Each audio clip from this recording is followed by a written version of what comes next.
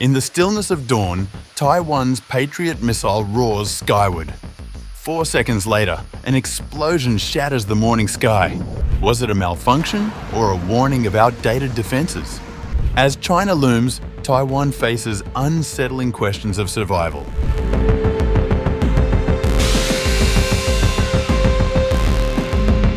Taiwan's annual precision munition drills in Pingtung this week suffered a setback when a US-made Patriot PAC-2 missile exploded seconds after launch.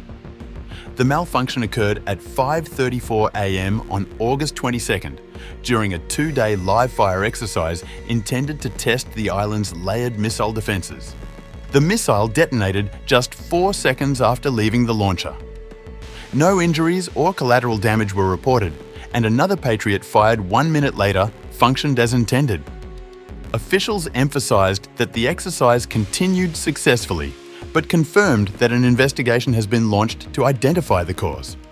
The drills, staged in southern Taiwan, also included live launches of indigenous systems such as the Sky Sword 2 and the 30 air defense missiles and the Xiongfeng 2 anti-ship missile. Images released by the Air Force showed both US-supplied and Taiwanese-built systems in coordinated action. This is not an isolated occurrence. In August 2023, another PAC-2 failed mid-air under nearly identical conditions. On both occasions, drills continued with a second Patriot launch. The PAC-2 has formed the backbone of Taiwan's missile defense since 1996, with 9 batteries positioned across the island. Each battery can deploy up to 8 launches and is designed to intercept both aircraft and incoming missiles. But while the PAC-2 remains a cornerstone of Taiwan's air defense posture, it has been steadily replaced in other countries by the more advanced PAC-3 variant. For Taipei, the mishap carried more than technical implications. At a time of heightened tensions with Beijing, even a single failed missile launch risks being amplified into a message of weakness.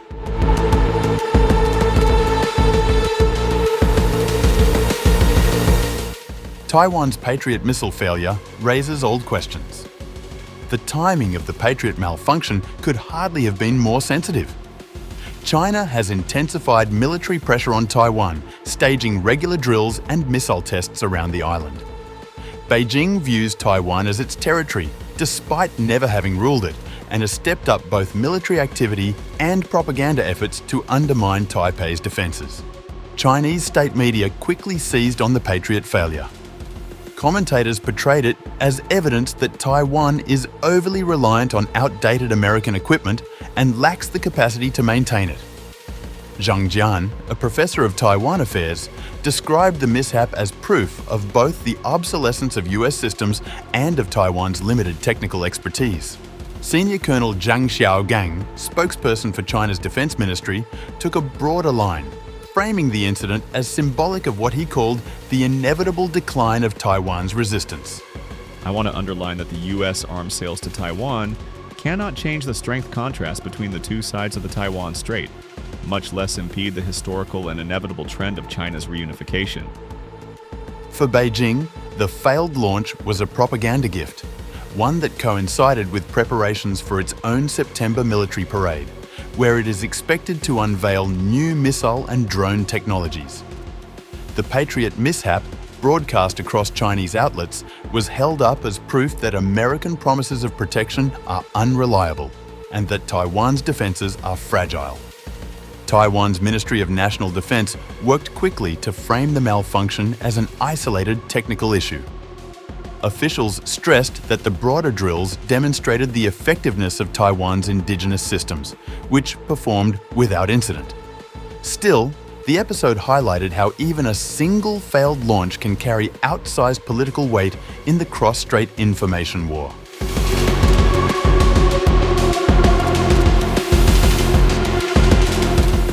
Beyond the immediate embarrassment, the Patriot failure has revived a deeper debate. Are US allies being asked to depend on systems past their prime?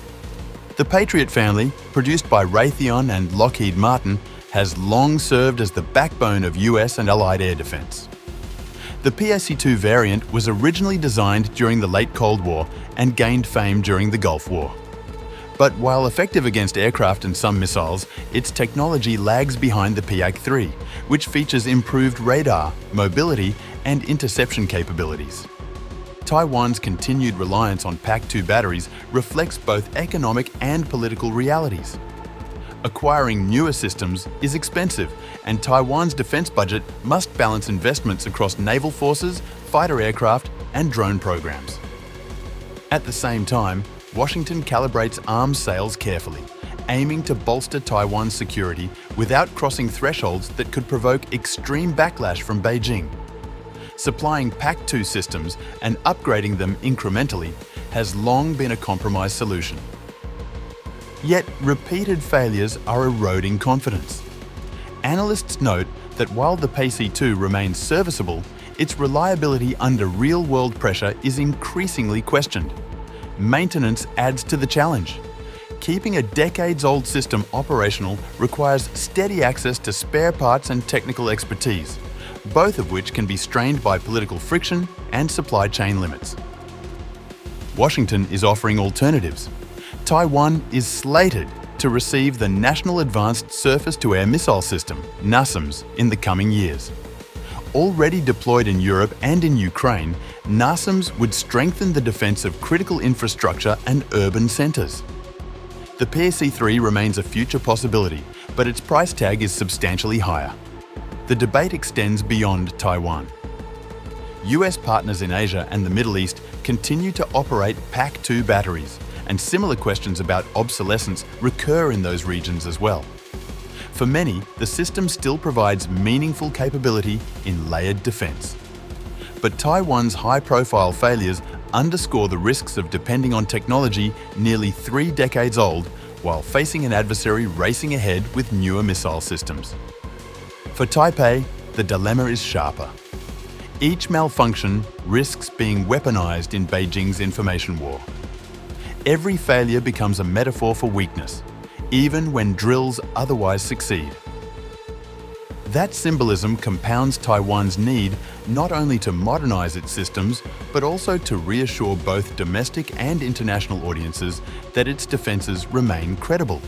The Patriot PAC-2 remains embedded in Taiwan's arsenal for now, a mix of necessity, budget reality, and political caution. But 2 failures in as many years have turned technical glitches into strategic warnings. Whether Taiwan moves more decisively toward modernization or continues to rely on aging systems while waiting for US deliveries will shape perceptions of its readiness in the years ahead. Ultimately, the issue is less about a single missile than about confidence. For Taiwan to deter an increasingly sophisticated adversary, its weapons must not only exist on paper, they must work when called upon.